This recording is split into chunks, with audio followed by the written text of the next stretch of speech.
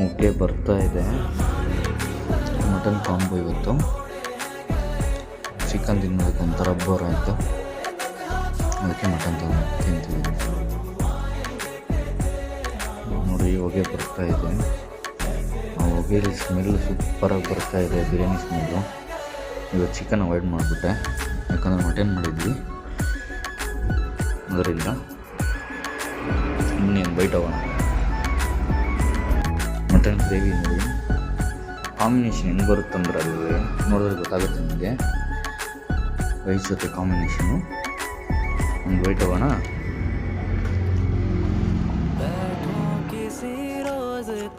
ಹೊರಗಿದೆ ಟೇಸ್ಟ್ ನೋಡ್ಬೋದು. ಕೊಬ್ಬು ಹಾಕ್ಸಿದ್ದೆ, ಅದ್ರ ಫ್ಲೇವರು ಬೇರೆ ಲೆವೆಲಲ್ಲಿದೆ.